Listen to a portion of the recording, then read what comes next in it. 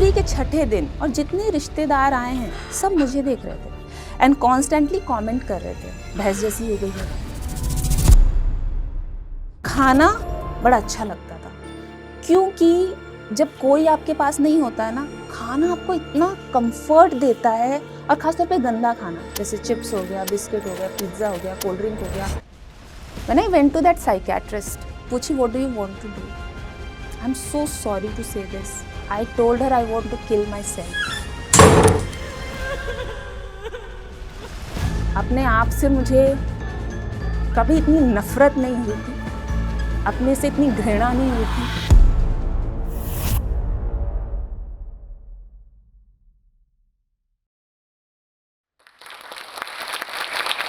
120 kilo से 50 kilo तक की मेरी ये कहानी सिर्फ फैट टू फिट या मोटे से पतले होने की नहीं है, बल्कि ये एक हाउसवाइफ के फाइनेंशियली इंडिपेंडेंट होने की कहानी है। घर की दहलीज को लांघकर ना केवल मैंने अपनी बॉडी को ट्रांसफॉर्म किया बल्कि पैसे कमाना शुरू किए। नमस्कार, मेरा नाम है रितु दुबे और मैं लखनऊ से हूँ।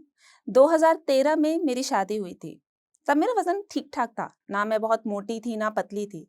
2014 में मुझे मेरी बेटी हुई, जिसके बाद अब आप लोग जानते हैं कि प्रेगनेंसी में हमारा खाना पीना कितना ऊपर नीचे चलता है, जिस वजह से मेरा वजन बढ़ गया। प्रेगनेंसी के बाद मैंने ये देखा कि मेरा वजन 120 किलो था। वो मेरे लाइफ का सबसे लोएस्ट पॉइंट था। अब आप ये सोचेंगे इसका मेरे फाइनेंशियली इंडिपेंडेंट होने से कैसे हो सकता है, ये सब कैसे पॉसिबल है। थोड़ा पीछे चलते हैं, पीछे चलकर देखते हैं ये कहानी शुरू कहाँ से होती है। मेरी शादी एक अरेंज सेटअप में हुई थी, मतलब इतनी अरेंज शादी थी कि मैं अपने हस्बैंड से अपने एंगेजमेंट वाले दिन मिली थी। अच्छा, शादी से पहले क्या होता है, बड़े सपने होते हैं, वो पिक्चर देख देख के हम बड़े होते हैं कि ऐसा होगा वैसा होगा, ये होगा वो होगा। पर जब मैं शादी करके गई चीजें बहुत अलग थी। My husband was the sole earner in the family. Financially we were not that sound, मतलब उनके फैमिली में उतना फिनेंशियली उतना सब कुछ था नहीं।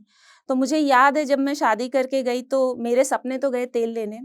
मैं लाइफ जीने वाली लड़की थी, मतलब मैं कभी किचन में अगर गई थी तो वो था दूध उबालने, चाय पीने, कभी मैगी बना लिया, कभी कुछ देख लिया। मतलब मुझे कुछ नहीं आता था, मुझे ये भी नहीं पता होता पहले सब्जी में तेल पड़ता है कि सब्जी पड़ती है, इतना तक मुझे पता नहीं था। तो जब मेरी शादी हुई मेरे ऊपर बहुत सारी जिम्मेदारियां आ गई। जिम्मेदारी इन द सेंस घर का सारा काम करना, सब कुछ अपने से देखना। एक नॉर्थ इंडियन फैमिली की जो बहू होती है ना, जो यहाँ तक घूंघट करके रहती है, मुझे वो बना दिया गया। अच्छा तो नहीं लगता था, पर कंप्लेन करे किससे। हम 4 बहनें थी और मैं तीसरी थी। मुझे बस अंदर में ये लगता था कि माँ बाप ने अपना पीछा छुड़ाने के लिए मुझे कहीं भी शादी करके भेज दिया। बहुत दुख होता था, बहुत तकलीफ भी होती थी। और क्योंकि अरेंज मैरिज था तो अपने हस्बैंड से भी मैं ज्यादा कंप्लेन नहीं कर पाती। बस चीजें चलती जा रही थी, जो घर में बनता था। अच्छा, ऐसा है हमारे ससुराल में सब लोग रिच फूड खाते हैं। अब आप ये सोचेंगे रिच फूड मतलब एवोकाडो, कीवी और चिया सीड्स, नहीं नहीं, उस तरह का रिच नहीं। मेरे ससुराल में लोग रिच इन द सेंस कचौड़ी, पकौड़ी, पराठे, पूड़ियाँ ये खाते थे।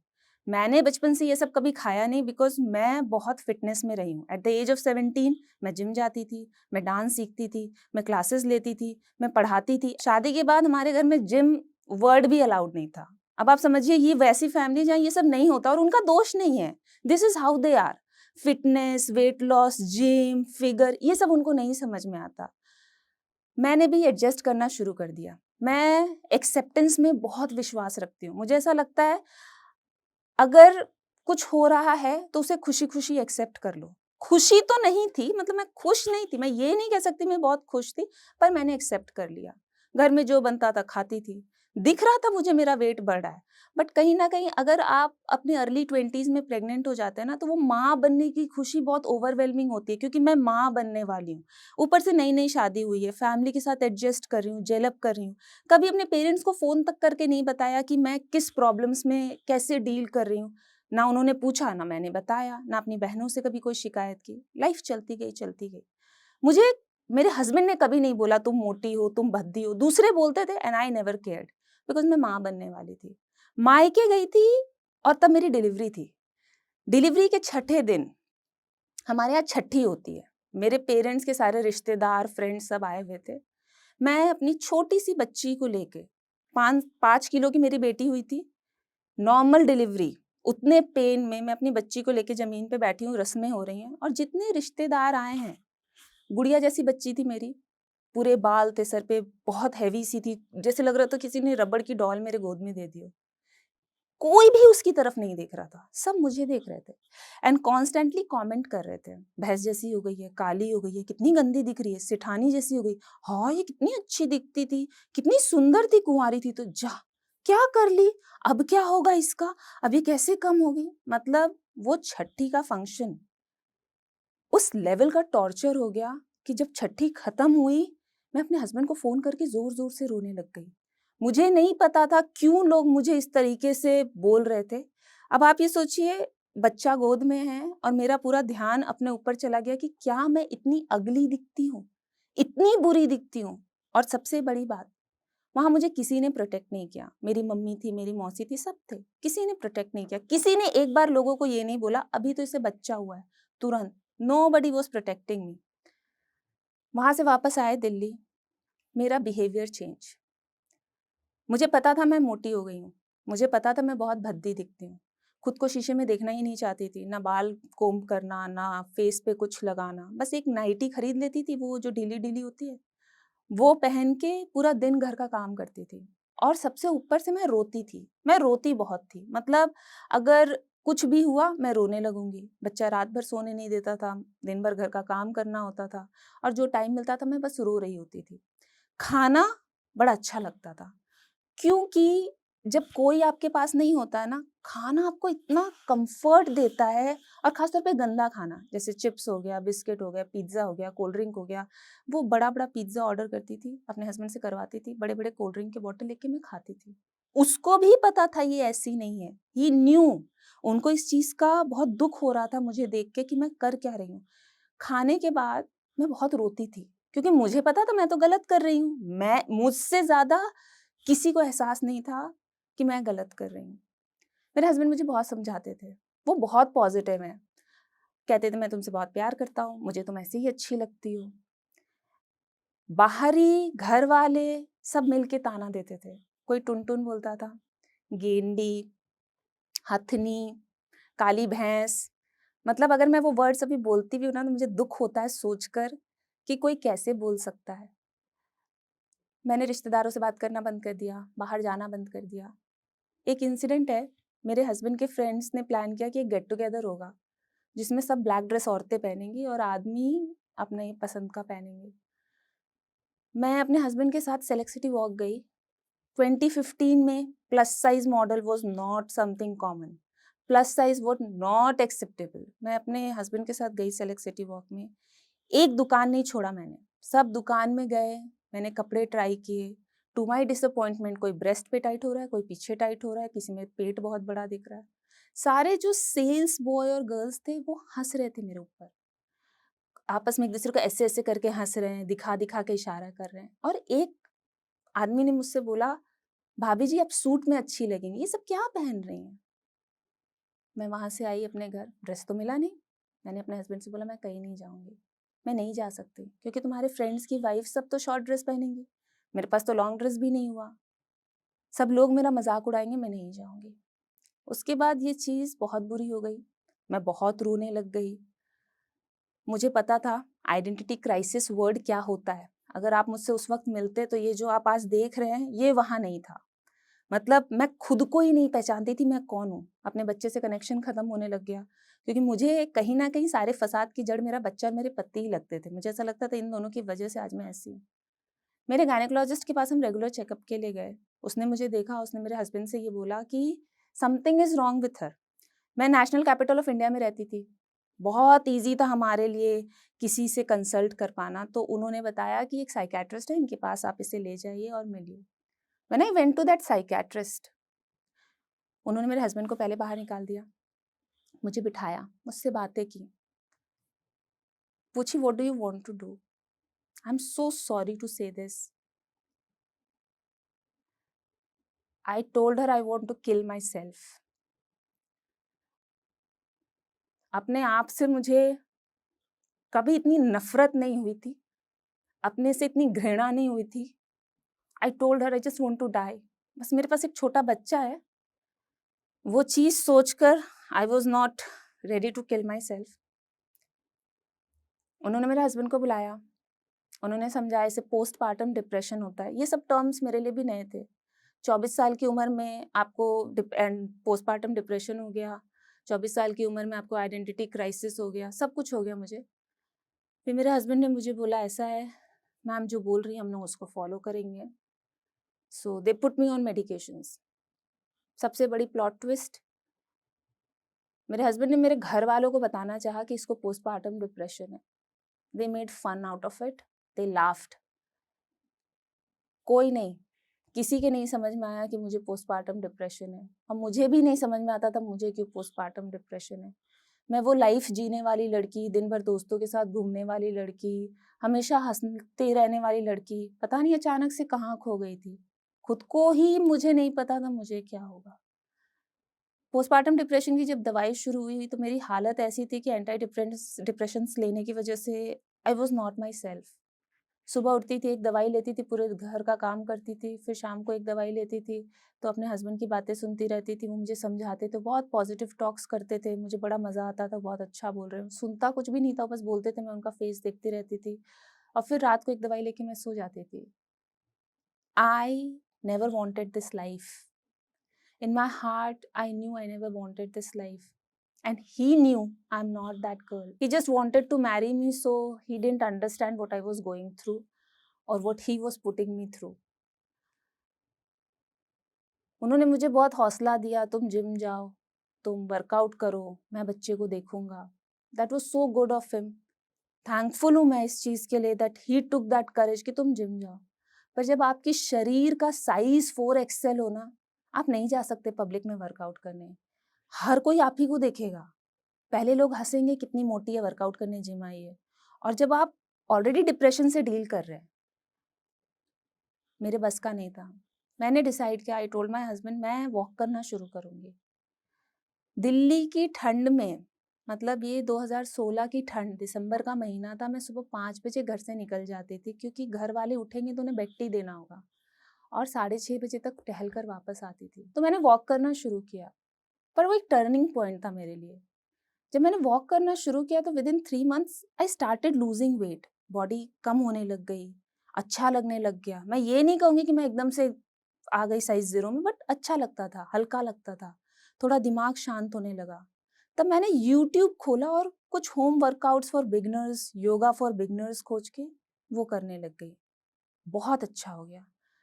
आती थी, टाइम स्पेंड करती थी बच्चे के साथ, यूट्यूब करने देखती थी, वीडियोस देखती थी, वर्कआउट्स करती थी, रोज नया नया एक वर्कआउट वीडियो उठाती थी, उसको करती थी, और मतलब I was looking forward to it. I was regaining that confidence back. नीचे जाती थी, सोसाइटी में 2-4 लोगों से मैंने बातचीत करना शुरू किया, फ्रेंड्स बनाना शुरू किया। मतलब 1 साल में मैं 120 से 80 केजीज वेट पर आ गई। बहुत अच्छा था वो। मेरी डॉक्टर भी बोली अब मैं 15 mg की जो मेडिसिन लेती थी एंटी डिप्रेसेंट्स, वो 5 mg हो गई। दिन में 3 बार की जगह it just came down to 1 time a day. उसके बाद मेरी लाइफ बुक लिखी जा सकती है इसके ऊपर। मेरी फैमिली ने डिसाइड किया कि ये लोग लखनऊ मूव करेंगे। मेरी फैमिली मतलब मेरे इन लॉज और मेरे हस्बैंड ने। आई was not part of that move. लड़कियों की ना लाइफ बहुत अजीब होती है, बहुत दुख भरी होती है। माँ बाप पैदा कहीं करते हैं, पालते कहीं हैं, अपना पीछा छुड़ाने के लिए कहीं और भेज देते हैं, और जब आप अपने हस्बैंड के पास आ जाते हो तो फिर वो आपकी लाइफ डिसाइड करता है। कोई नहीं पूछता तुम्हें क्या चाहिए, तुम चलना चाहती हो, तुम करना चाहती हो। मेरी मदर इन लॉ को एस्थमा है, सांस की बहुत प्रॉब्लम है, दिल्ली में पोल्यूशन बहुत ज़्यादा था। मुझे सब समझ में आता था, मुझे सब समझ में आता था, but I was not ready for this change. अगर अब मैं जाती लखनऊ तो फिर सबको जीरो से शुरू करना होता, और यूपी से मुझे, मतलब आप नेशनल कैपिटल ऑफ इंडिया में रह रहे हैं, सब कुछ है आपके पास, फिर आप उठ के चले जाओ किसी रैंडम शहर में। मुझे नहीं पता था मैं क्या करूंगी। लखनऊ आ गए हम लोग, इंडिपेंडेंट हाउस में रहने लग गए।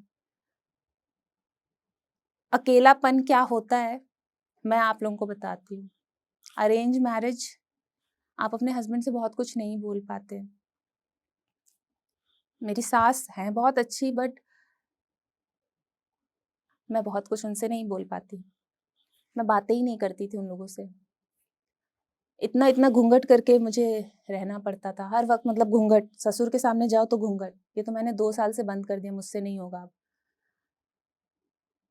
अपनी बहनों से मैं कभी कुछ बोलती नहीं थी क्योंकि मुझे ऐसा लगता था मेरे पति को, मेरे घर वालों को जज किया जाएगा। मैं किसी से कुछ नहीं बोलती थी। तो जब हम लखनऊ आए, मेरा डिप्रेशन फिर से बढ़ गया।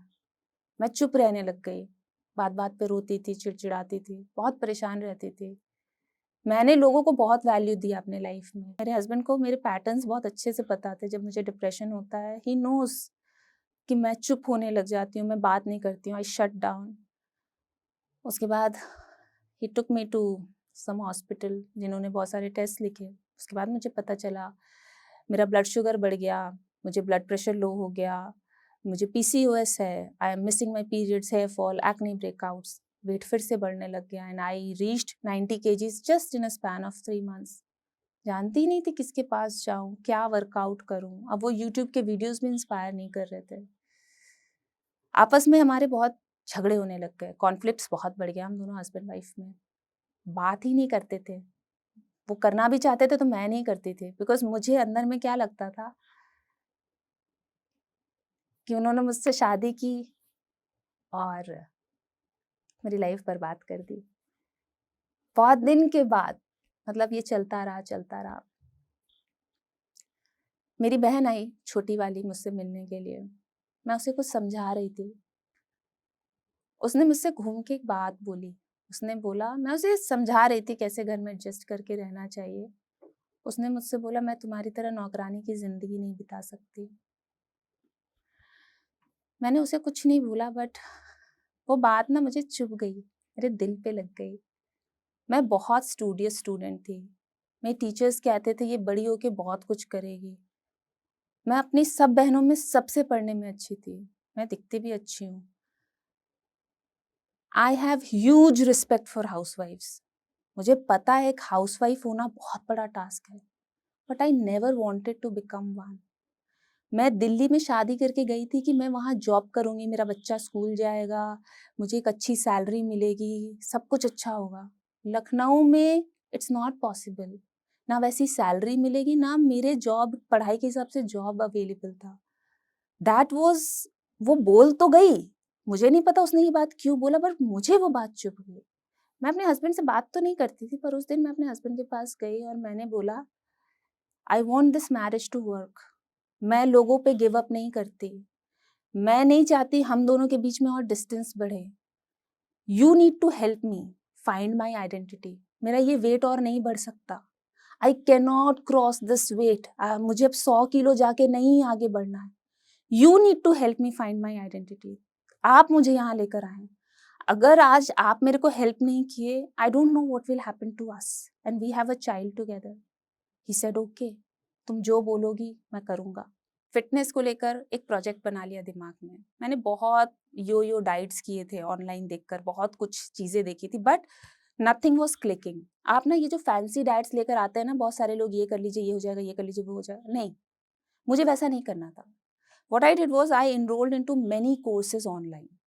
बाहर की एक यूनिवर्सिटी से मैंने प्रॉपर कोर्स असाइन किया कि मुझे ये पढ़ना है, प्रॉपर सीखना है। ऐसे ही हवा में ये सब चीज़ें नहीं करनी है, मुझे सीख के आगे बढ़ना है। So I did that course and while I was doing that course, I told my husband कि ऐसा है, मुझे योग सीखना है। अब मैं जाऊँगी योग सीखने ऋषिकेश, आप अपनी बेटी देखिए। ऑनेस्टली मेरे हस्बैंड ने मुझे बहुत सपोर्ट किया, बहुत। मैं अपनी 6 साल की बच्ची को छोड़ के ऋषिकेश चली गई 1.5 महीने के लिए और मेरे पति ने मेरा बच्चा देखा, उसे स्कूल भेजा, उसे पाला while I was learning yoga. कोई आदमी इतना सपोर्ट नहीं करेगा। वो चाहते तो कह देते तुम भाड़ में जाओ, मुझे क्या करना है? तुम्हें आइडेंटिटी क्राइसिस हो रही, मुझसे क्या मतलब? पर मैं गई। मैं ऋषिकेश से मैंने एक दिन अपने हस्बैंड को फ़ोन किया, मैंने बोला ऐसा है, जब मैं वापस आऊँ, मेरा ये कोर्स हो जाएगा योगा का, I need a team, I need a website and I need you to help me. मुझे पता था कि इसमें बहुत पैसा लगने वाला था, लेकिन you have to help me. He said okay. जब मैं वापस आई तब मेरा वज़न बहुत कम हो चुका था। मेरा वज़न इसलिए कम नहीं हुआ था कि मैं वहाँ योग कर रही थी, मेरा वज़न इसलिए कम हो गया था क्योंकि मैंने वो की खोज लिया था। पहली बात, मुझे अपनी आइडेंटिटी मिल गई। दूसरा चीज़, मैं अपने ऊपर वर्क कर रही थी।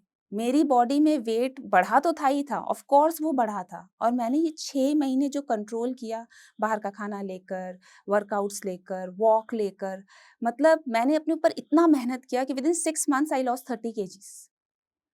एकदम फ्लिप कर गई, मेरी लाइफ ही पूरी फ्लिप कर गई। जब मैं वापस आई, मेरे हस्बैंड ने मुझे बहुत हेल्प किया। He hired a team, we built a website, we did everything together. और जब कोविड में लोग कहते थे ना, ये सब नहीं चलेगा, I started earning money. Of course initially बहुत टफ था पैसा कमाना। मैंने ऑनलाइन क्लासेस लिए, मैंने डाइट कॉल्स लिए। मैं आज भी मेरा अभी स्पेस नहीं है, ऑफिस स्पेस मेरे पास नहीं है। I do everything online and it's a hit. बहुत लोगों को मैं क्लासेस कराती हूँ, मेरे बहुत सारे क्लाइंट्स हैं जिनको मैं डाइट्स देती हूँ, बहुत सारे लोग हैं, I have build a community together. और ये सब मैंने घर से बैठ के किया है, कहीं गई नहीं हूँ मैं ये सब करने के लिए। And I am very thankful कि मेरे हस्बैंड ने मुझे इस पूरे फेज में बहुत सपोर्ट किया। आप लोग आते हैं और कहते क्या है, मैम बिना जिम का वेट लॉस नहीं हो सकता। मैंने किया है। बिना फैंसी डाइट के वेट लॉस नहीं हो सकता। मैंने किया है। और अगर मैं कर सकती हूँ, आप हर कोई कर सकते हैं। आज मैं खड़ी होकर यहाँ आपको अपनी कहानी सुना रही हूँ, आप क्या सोचेंगे? सब स्क्रिप्टेड है ना? कुछ स्क्रिप्टेड नहीं है।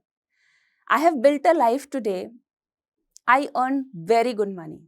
ऐसा कोई चीज नहीं है जो मैंने नहीं कर लिया अपनी लाइफ में। जैसा कि मैंने आप लोगों को पहले बताया था कि आज मैं फाइनेंशियली इंडिपेंडेंट हूँ। मेरी जर्नी सिर्फ फैट टू फिट या it's not about physical transformation.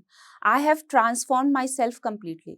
जब मैंने स्टार्ट की थी, अपनी वेबसाइट को बिल्डअप किया था, आप लोग चाहे तो आप देख सकते हैं, get fit with Ritu Dubey करके एक वेबसाइट है, आप वहाँ जाके देखेंगे। तो जब मैंने स्टार्ट किया था, वी स्टार्टेड एज 5 पीपल, जिन लोगों ने वेबसाइट बनाई थी। एक टीम थी जो मुझे समझाती थी। ये सब मेरे लिए बहुत नया था, इंस्टाग्राम करना, कैसे फोटोज लेना है, क्या कंटेंट करना है। तो वी हायर्ड 5 पीपल। फिर उससे हम 10 हो गए। अब हम 10 क्यों हो गए? Because not just I am working with get fit with Ritu Dubey, I also have a review portal, review it India. Along with that I am also a ghost writer. अच्छा, घोस्ट राइटर क्या होता है? जैसे मैंने आपको बताया कि मुझे लिखने का शौक है, तो मैं लिखती हूँ इंडिया में बैठ के, और इसे मैं बिड करती हूँ बाहर के क्लाइंट्स को। मतलब जो यूएस में जो क्लाइंट्स होते हैं, वो उस पर बिड करते हैं और वो उसे खरीद लेते हैं। I am the ghost writer because I just write it, they take it, they put their name and sell it. So I earn a good money. मतलब मैं 5 फिगर इनकम में भी हायर एंड में कमाती हूँ। अब आप समझिए, मैंने इंडिया के सारे 5 स्टार होटल्स में मैं लग्जरी स्टे करती हूँ। ऐसी कोई चीज़ नहीं है जो आज मैं नहीं कर सकती। मैंने अभी रिसेंटली ये घर खरीदा।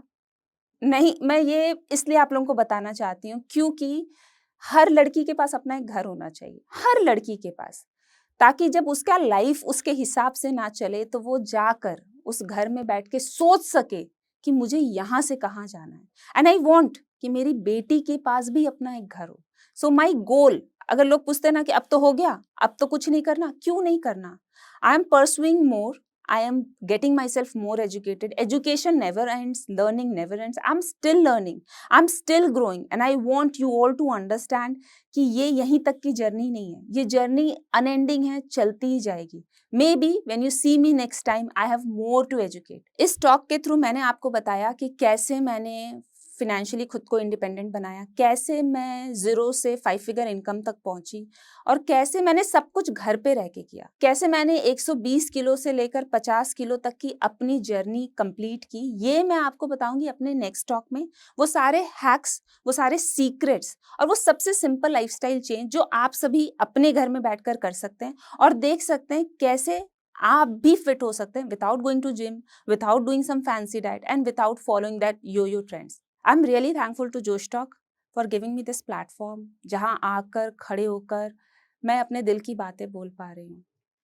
ये वो प्लेटफॉर्म है जो आपको क्रिएट करने देता है, बताने देता है, लोगों को एजुकेट करने देता है। बहुत सारे कंटेंट क्रिएटर्स आते हैं, जोश टॉक पे बोलकर जाते हैं। उन सबका मोटिव होता है आप सबको इंस्पायर करना, आप सबको समझना। और अगर आप बस हमें देख देख के आगे बढ़ते जाएंगे, दैट वोंट चेंज एनीथिंग। अगर आप हमें देख रहे हैं, so please go ahead, fulfill your dreams, fulfill your passion. Thank you so much.